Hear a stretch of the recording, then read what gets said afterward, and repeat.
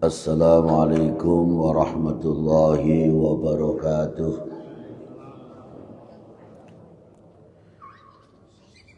Bismillah, alhamdulillah.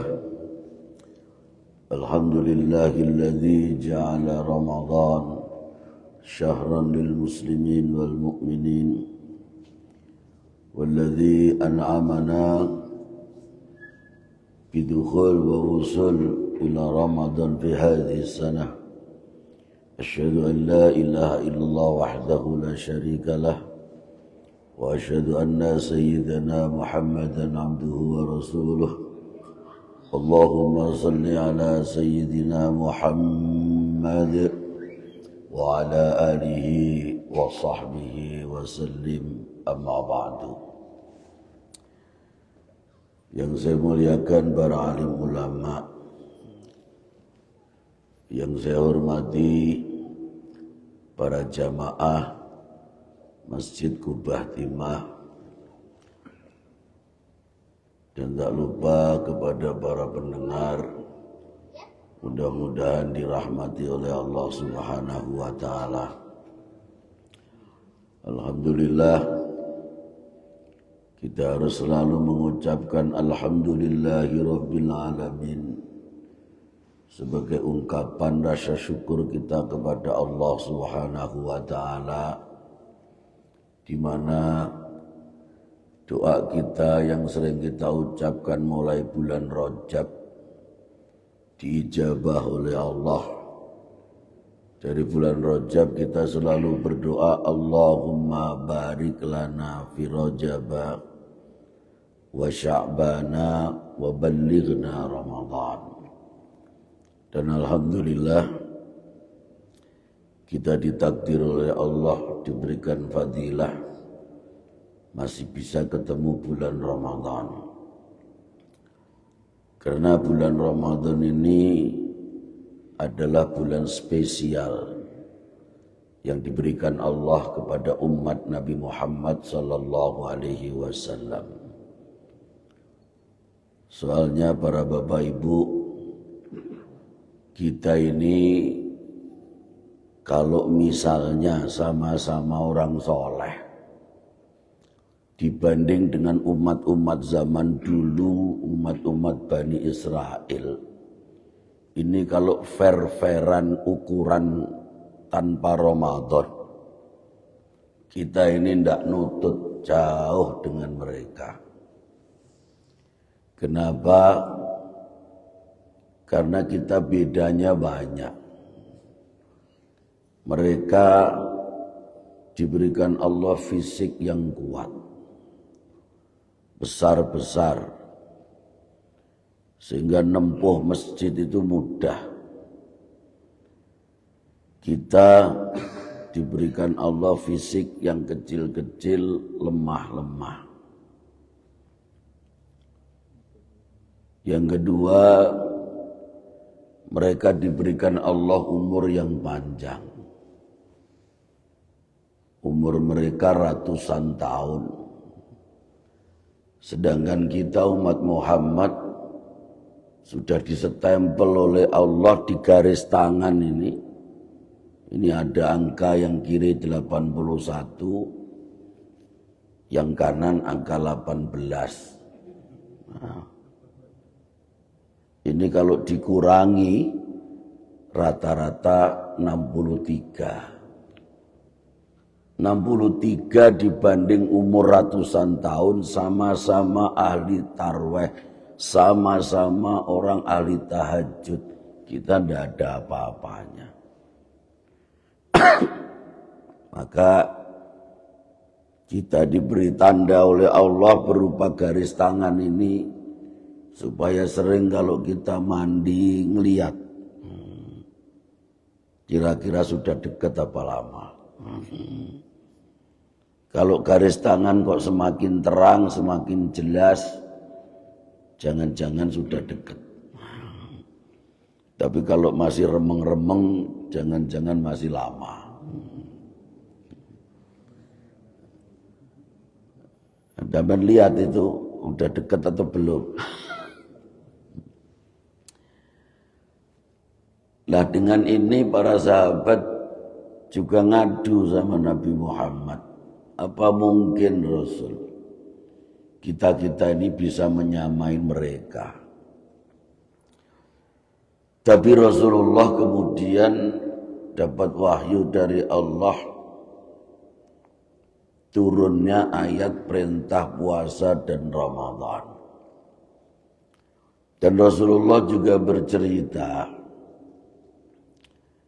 dulu kata Rasul, Nabi Musa itu pernah bertanya kepada Allah. Kata Nabi Musa, Ilahi ya Rabbi, hal akramta ahadan misla ma akramtani, haisu kallamtani fituri sayna.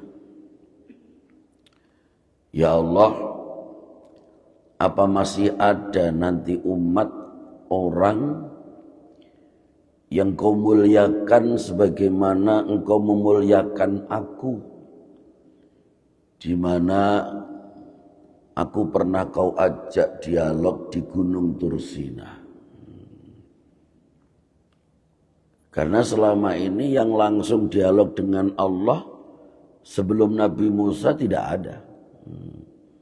Makanya Nabi Musa dijuluki Kalimullah, Nabi yang pernah diajak dialog dengan Allah. Qala Allah, lalu Allah menjawab, Ya Musa, innali ibadan ukhrijuhum fi akhir zaman wa akramtuhum bi syahri Ramadan. Musa, aku masih punya stok calon manusia. Jadi waktu Nabi Musa kita ini belum ada, Pak, prototipenya belum ada. Jadi masih di alam roh, belum dibuat oleh Allah. Yang umat-umat hambaku itu Musa, nanti saya launching grand openingnya, launchingnya itu di akhir zaman, yang dipimpin oleh Rasulullah Muhammad sallallahu alaihi wasallam. Dan umat itu Musa, aku berikan dia kemuliaan berupa bulan Ramadan. Nabi Musa nanya lagi, apa kemuliaan yang kau berikan kepada umat akhir zaman dengan bulan Ramadan? Allah menjawab, Musa, walaupun engkau pernah dialog dengan saya, tapi kamu tidak saya izinkan untuk melihat saya. Saat itu Musa, antara engkau dan aku masih ada 70.000 lapis hijab yang tidak saya buka. Makanya Nabi Musa ketika izin kepada Allah untuk bisa melihat Allah, Allah murka. Ketika kau bisa melihat gunung kanan kirimu tidak meletus Musa, kamu bisa melihat saya. Begitu noleh meletus, duar. Sujud Nabi Musa minta ampun kepada Allah. Karena waktu itu ada 70.000 lapis yang tidak kubuka antara engkau dan saya Musa. Tetapi untuk umat-umat zaman akhir, umatnya Muhammad, ketika bulan Ramadan, 70.000 lapis itu saya buka Musa untuk mereka. Sehingga ana aqrabu minka, ana aqrabu ilaihi minka. Saya lebih dekat dengan mereka dibanding dekatku dengan dirimu. Kapan itu diantara dibuka lapis itu ya Allah? Diantaranya Musa ketika berbuka puasa. Saat berbuka puasa 70.000 lapis yang tidak pernah dibuka oleh Allah dengan Nabi Musa. Bulan Ramadan itu dibuka oleh Allah Subhanahu wa ta'ala. Allah akan mengabulkan apapun permintaan umat Muhammad saat berbuka puasa. Pertanyaannya, Bapak Ibu kalau buka puasa Allahu Akbar, doanya apa Pak? Allahumma lakasumtu. Nah itu malah wajib. Itu doa-doa bersyukur oleh Allah diberikan nikmat. Tapi doa yang khusus untuk Bapak Ibu sendiri belum pernah diucapkan. Maka sayang itu. Kenapa jarang kita kok lupa tidak pernah memohon saat itu? Karena puasanya banyak dendam. Dari pagi ndak makan, ndak minum, menjelang maghrib lah nengok di meja. Apa saat ini kolak? Apa saat ini cincau? Apa saat ini es degan? Apa saat ini es campur? Begitu dengar Allahu Akbar, Allah lakasuntunya pun copot. Itu saya Pak. Bapak begitu juga? Oh samar Pak.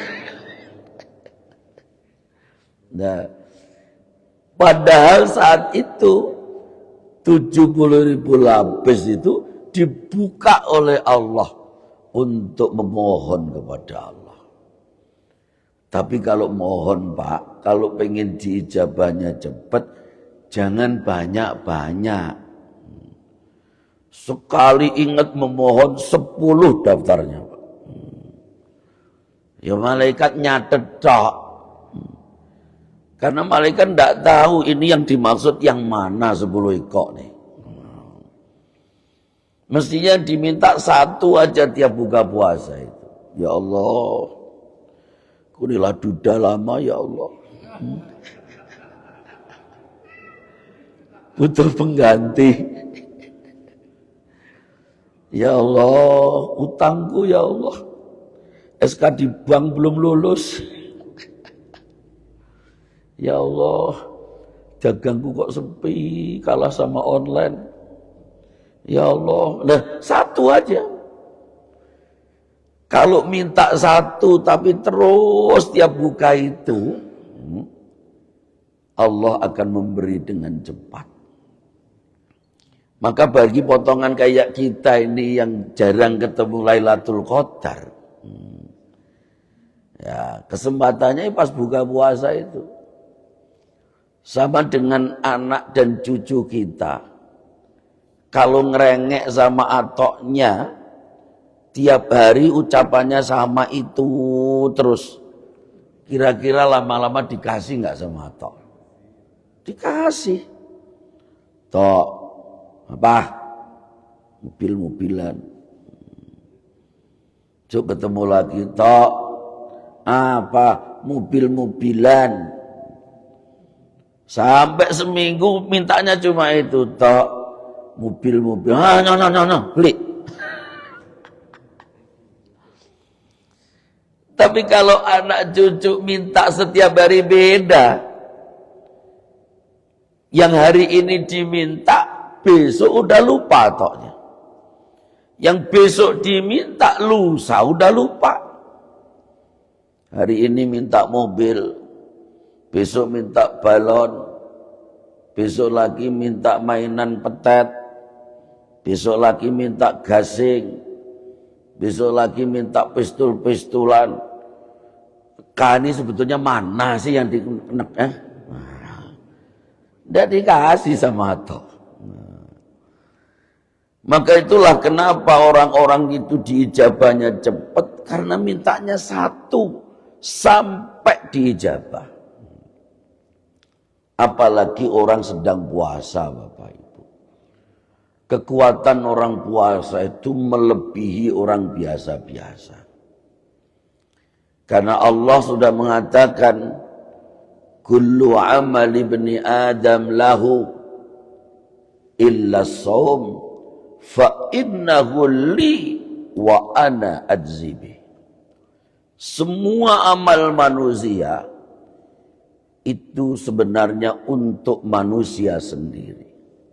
Salatmu untuk dirimu, zakatmu untuk dirimu, hajimu untuk dirimu, umrahmu untuk dirimu, sedekahmu untuk dirimu. Kecuali puasa. Puasa adalah milikku dan hanya aku yang membalas. Makanya kama kutiba 'alal ladzina min qablikum.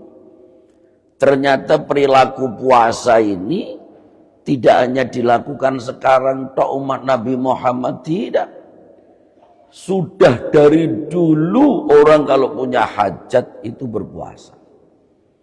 Karena spesial. Cuma bedanya mereka tidak dapat Ramadan, kita dapat Ramadan. Kalau mereka tidak dapat Ramadan, sinyal kita lebih kuat Ramadan ini. Percepatan di dalam berdoa. Puasa. Sampai binatang pun, Pak, yang hebat, yang ditakuti orang, ditakuti binatang yang lain, rata-rata berpuasa. Ular. Orang takut dengan bisanya. Ternyata puasa. Ular itu kalau ganti kulit, ngelungsumi, apa bahasa Bangkanya sih? Ngelos. Nah, los. Kalau ngelos itu, puasa. Ndak makan itu sampai kulitnya kembali normal. Itu. Ulat yang hebat, yang bisa berubah jadi makhluk baru indah, kupu-kupu yang warna-warni, itu ulat yang berani berpuasa. Kapan? Saat menjadi kepompong. 40 hari, 40 malam, puasa ulat itu. Ya. Macan, itu puasa Daud, Pak. Macan itu. Sehari makan, sehari tidak. Kalau ada macan kok tiap hari makan, pasti macan kebun binatang. Enggak angker kebun binatang. Tapi kalau binatang yang tidak pernah puasa, ya enggak menakutkan, Pak. Siapa? Kambing. Kambing itu tiap hari makan terus. Makanya sampai digigit kambing pun nggak ngefek. Makan. Maka manusia juga sama. Manusia yang punya perilaku puasa itu punya haibah, punya wibawa, punya keistimewaan dibanding manusia yang tidak pernah puasa. Manusia kok tuh makan, ngemil, wah, tidak punya wibawa. Tapi kalau manusia itu senang puasa, perilakunya puasa, pasti hebat. Satu contoh di Indonesia saja. Saya pernah baca biografinya Presiden kedua Indonesia, Bapak Jenderal Soeharto. Jenderal Soeharto itu bapaknya petani. Petani nanam padi dan seterusnya. Kerjaannya nyangkul. Ibunya abdi dalem. Abdi dalem itu pelayannya Keraton Ayogyakarta. Lah ibunya ini tiap hari bersinggungan dengan permaisuri, dengan raja, pangeran. Akhirnya terbersit di hati ibunya, pengen kalau nanti punya anak, diberi Allah derajat tinggi seperti raja-raja. Akhirnya tanya kepada seorang guru, terus dikasih tahu apa oleh guru? Puasa. Puasa. Sejak itu ibunya Pak Harto puasa Daud.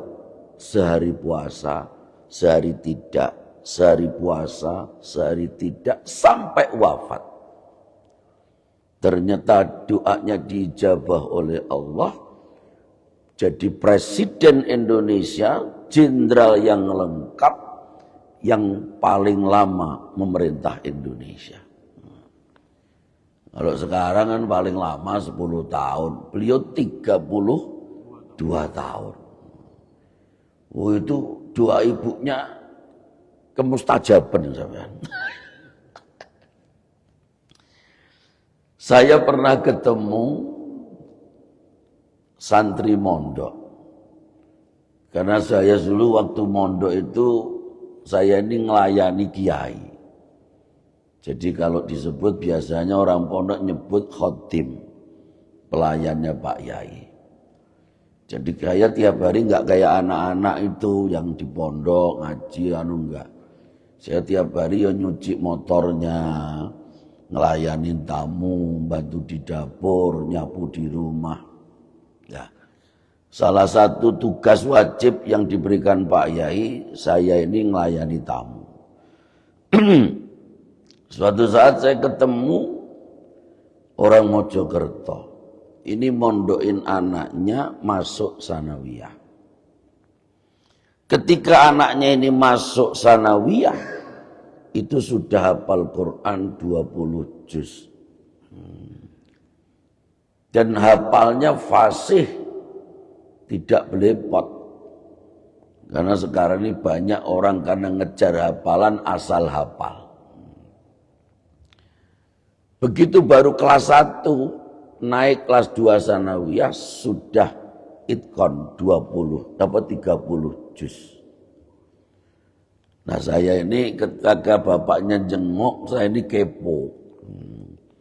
Karena saya dulu itu termasuk punya pengen hafal Quran. Saya nanya bapaknya, Pak, Bapak bisa punya anak, masih seumur ini hafal Quran, itu resepnya apa Pak? Beliau sambil ketawa jawabnya. Sebetulnya saya mau jawab malu Gus. Gak apa-apa Pak, demi kebaikan. Siapa tahu saya ketularan. Apa itu Pak? Gini dulu waktu saya nikah dengan orang rumah. Saya ini punya komitmen. Punya kesepakatan sama-sama pengen punya keturunan ada yang hafal Quran. Karena sama-sama kuat keinginannya, akhirnya kita berjanji berdua. Ketika nikah itu, janjinya apa? Sama-sama habis akad nikah, acara nikah, kita tidak kumpul suami istri dulu, puasa habis itu selama 40 hari. Jadi bulan madunya ditunda 40 hari. Puasa dulu. Ada jamaah sini yang begitu. Nah, potongannya nggak ada. Dan begitu 40 hari, baru kemudian bulan madu. Dan alhamdulillah diberi anugerah oleh Allah, anak-anak saya ini senang Al-Quran. Dan itulah barokahnya puasa, doanya diijabah oleh Allah Subhanahu wa ta'ala. Saudara-saudaraku yang dicintai Allah. Di dalam bulan Ramadan, karena saking istimewa, maka manusia kalau pengen umat Nabi Muhammad amalnya menyamai orang-orang zaman dulu yang umurnya panjang-panjang, tidak ada kesempatan kecuali hanya bulan Ramadan. Maka sampai Rasulullah menjamin wa amaluhu mudha'afun ad'afan di'afa. Amalnya orang bulan puasa yang berpuasa di Ramadan itu dilipat gandakan oleh Allah berlipat-lipat sampai Rasulullah tidak memberi batas. Nah, kalau lainnya dikasih batas, sholat jamaah, sholatul jamaah afdalu min sholatil fardi bi khamsin wa ishrin wa qila bi sab'atin wa ishrina darajah. Salat jamaah dibanding salat sendiri, bandingan pahalanya 25 atau 27 derajat. Ada batasnya. Tapi untuk amal orang berpuasa di bulan Ramadan dan berbuat baik di bulan Ramadan, mudha'afun ad'afan di'afa, dilipat gandakan Allah, tidak ada batasnya. Maka disinilah, walaupun ini cuma 3 bulan, 1 bulan 30 hari, tapi kalau betul-betul kita memanfaatkan, menggunakan, mengisi bulan Ramadan ini dengan kebaikan semuanya, dengan ibadah, dengan Al-Quran, maka itu akan bisa nyalip orang-orang pada zaman dulu, termasuk ulama-ulama pada zaman Bani Israel.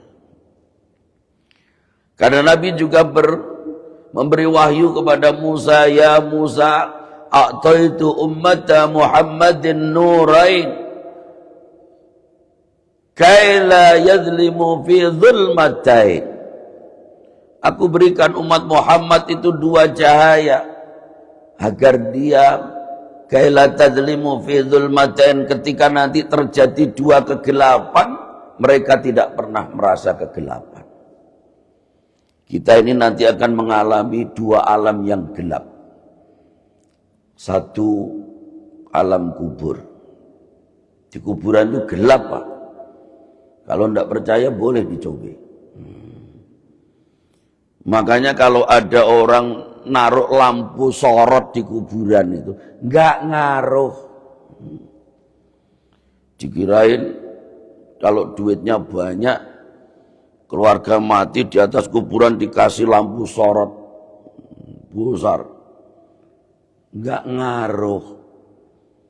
Wong yang disorot hanya luar, yang gelap di dalam.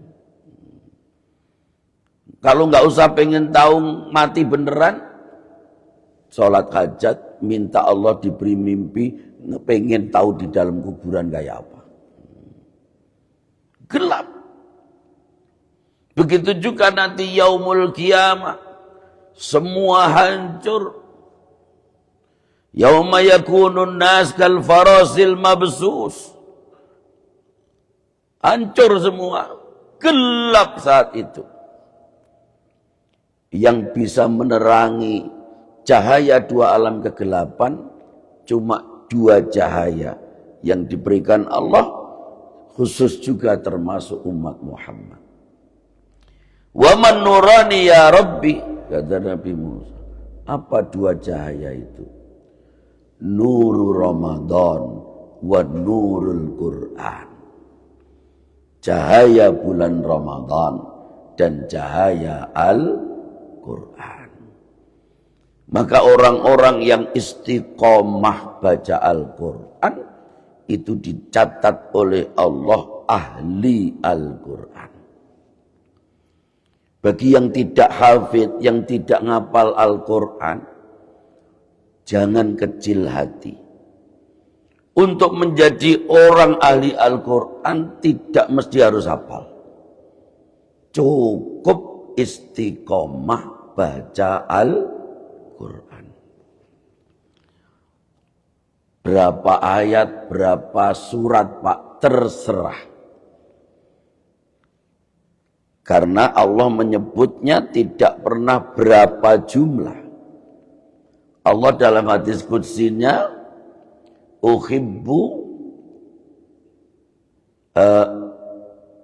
uhibbul amal adwamah. Ada lagi hadisnya lagi, innallaha ahabbal a'mal bi adwamiha wa in qalla. Allah itu mencintai amal yang istiqomah walaupun itu remeh. Allah juga menyebut dalam hadis qudsi, ahlul Quran ahli, faman akramahum faqad akramani. Orang yang cinta Al-Quran, ahli Al-Quran, itu keluargaku, kata Allah. Nah, keluarganya Allah loh Pak, ya Allah. Siapa berani ngelawan? Kalau keluarganya Pak Johan masih bisa diprotes. Ini keluarganya Allah.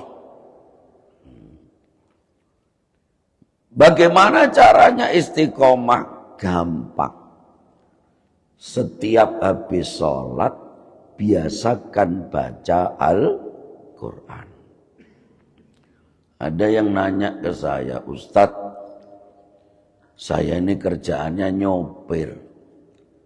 Apa bisa saya setiap habis sholat baca Quran? Bisa. Kan tidak nyebut Nabi dan Allah berapa ayatnya. Habis sholat, bismillahirrahmanirrahim, wadduha, sadaqallahul azim. Nanti habis sholat zuhur lagi, bismillahirrahmanirrahim, wallaili idza saja, sadaqallahul azim. Walaupun itu seayat, kalau rutin istiqomah itu lebih dicintai Allah daripada nafsu baca langsung satu juz, one day one juz, tapi cuma Ramadan tok. Itu lebih hebat yang istiqomah walaupun tidak hanya Ramadan. Terakhir, karena ini bukan ceramah, orang melakukan ibadah kebaikan di bulan Ramadan itu kayak kompetisi sepak bola. Kompetisi sepak bola itu ada 3 babak. Babak penyisihan, babak semifinal, dan babak final. Juga seperti olahraga yang lain, badminton, volleyball, dan lain-lain. Maka Nabi membagi ada 10 awal, 10 tengah, dan 10 akhir.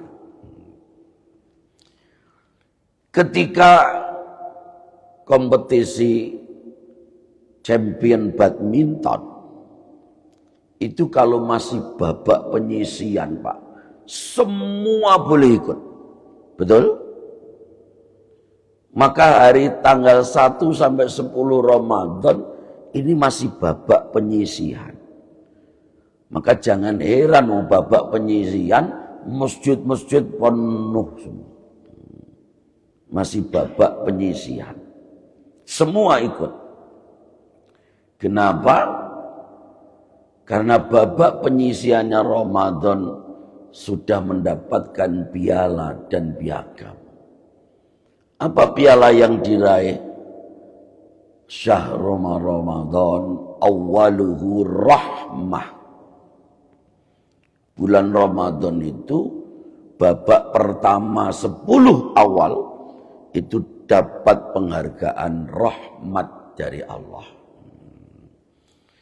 Kok mati hari ini, rahmat diberikan Allah, diampuni semua dosanya, bebas dari jilatan api neraka. Loh, Karena Nabi yang mengatakan, Nabi tidak salah. Man fariha bidukhuli Ramadan haramallahu jasadahu 'alan niran. Siapa senang menyambut datangnya bulan Ramadan, berarti episode awal, maka diharamkan tubuhnya disentuh api neraka. Tapi syaratnya Pak, 10 awal ini harus fariha. Farika itu artinya senang, bahagia. Senangnya bukan karena terpaksa. Tarweh ya senang karena lama menunggu bulan Ramadan. Kayak bapak nih, misalnya bapak ditinggal ibu haji 40 hari. Begitu dapat kabar ibu pulang, wah rata-rata langsung seneng nyambut, pesawat belum turun udah nunggu. Ya, begitu turun gitu, ibu. Nah, kalau ada laki-laki kok ditinggal istrinya haji, begitu datang kok nggak ada rasa seneng, wah hati-hati bu. Jangan-jangan laki-laki inilah mulai berpaling ke lain hati.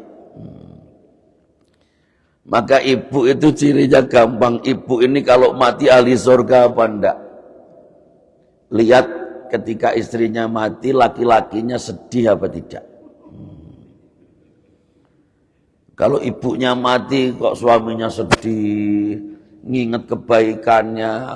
Biasanya pagilah dibikinkan kopi, pisang goreng, kadang roti, ndak disepi, sedih, berduka. Itu pertanda lakinya ridho sama istrinya dan istrinya ahli surga. Tapi kalau istrinya mati, lah kok dia masuk kamar langsung merdeka. Hati-hati. Itu berarti lakinya selama punya istri ini kayak di penjara, Pak. Saudaraku, maka awal Ramadan gembiralah, gembiralah dengan berbagai apapun, sedekah yang gembira, tarwih yang gembira, puasa yang gembira, baca Quran tadarus yang gembira. Kalau penyisian lulus, masuk semifinal tanggal 10 sampai 20. Namanya semifinal, Pak. Mulai yang penyisian berguguran. Makanya kalau sudah 10 tengah ini, masjid mengalami kemajuan. Barisnya tambah maju. Jaminannya diberi lagi oleh Allah. Nabi mengatakan wa awsatuhu maghfiratun minallah. Yang bisa lulus babak semifinal dapat rahmat ditambah maghfirah, pengampunan dari Allah Subhanahu wa taala. Cuma ini urusan kaitan dengan Allah. Tapi kalau dosa yang kaitan dengan makhluk tidak bisa, kecuali dia minta maaf, minta halal, minta maaf. Apalagi urusan utang, nggak bisa, coy. Maaf kok, utangku lunas. Enak bener, nggak bisa. Karena ada dosa yang ditangguhkan oleh Allah, yaitu dosa antar makhluk. Kadang-kadang justru inilah yang bahaya. Nanti begitu mati, pahala sholatnya hilang, pahala puasa hilang, pahala zakat hilang, pahala haji umroh hilang, pahala sedekah hilang. Gara-gara apa? Dia sholat, dia puasa, dia zakat, dia haji, dia umroh, tapi mulutnya tidak pernah berhenti jelekin orang. Mulutnya tidak pernah berhenti mitnah orang. Mulutnya nggak pernah berhenti dengan tangannya ngisi di medsos, berita-berita hoak, mengadu domba. Maka hati-hati Bapak, kalau ada yang lihat berita-berita yang rawan menyebabkan orang marah, jangan di-share. Kalau Bapak nge-share ke orang lain ikut marah, Bapak ikut nanggung dosanya. Terus itu akan berantai. Apalagi Ramadan, dosanya berlipat ganda. Hilang semua pahalanya. Karena dia juga haji. Tapi haji di sana ngatain orang. Gunjingin jeleknya orang. Masya Allah. Urusan dengan Allah diampuni. Tapi urusan dengan manusia tidak bisa kalau dia tidak minta ampun. Bahkan Nabi pernah datang, seorang jamaah sahabat meninggal, ditanya oleh Nabi istrinya, Allahu dain, dia punya utang enggak? Naam ya Rasulullah. Oh punya. Sudah dibayar? Belum. Akhirnya Nabi bilang sama sahabat, Sallu ashabaku, salati temanmu, aku tak pulang. Pulang Nabi. Dikejar oleh sahabat Abu Dzar. Rasul sebentar. Kenapa? Saya yang menanggung hutangnya Rasul. Gak salah dengar saya? Tidak, wallah Rasul, saya siap membayar hutangnya. Begitu ada yang nanggung, baru Rasulullah balik mimpin sholat. Masya Allah. Itu beratnya dosa antar makhluk. Yang terakhir, kalau sudah lulus semifinal, masuk babak final. Yang bisa masuk babak final, inilah yang nanti calon mendapatkan 3 penghargaan. Rahmat, maghfirah, itqun minan nar, dijamin bebas dari api neraka, surganya mulus tanpa melewati siratal mustaqim. Saudaraku, tetapi ingat, untuk mencapai final, babak final, itu sudah diingatkan oleh Allah ayat awalnya, ya ayyuhalladzina amanu. Rumusnya harus menebalkan iman. Karena semakin ke babak final, godaannya semakin besar. Lawannya juga semakin tangguh.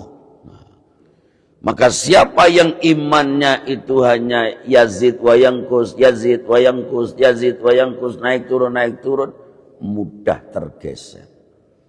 Usahakan iman stabil. Terus kalau bisa naik, paling tidak stabil. Supaya kita bisa bertahan menjadi babak final. Ini saja yang bisa saya sampaikan. Mudah-mudahan bermanfaat. Kalau kurang mohon ampun. Wallahul muwafiq ila aqwamit thoriq.